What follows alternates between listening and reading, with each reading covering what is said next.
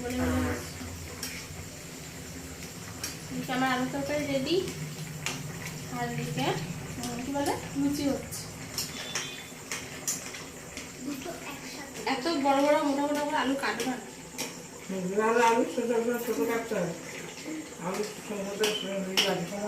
সময় লাগে, তাছাড়া আলু টেস্ট পাবে না।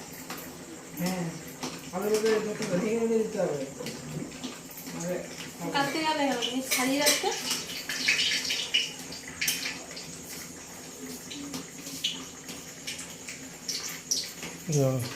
সময় লাগবে।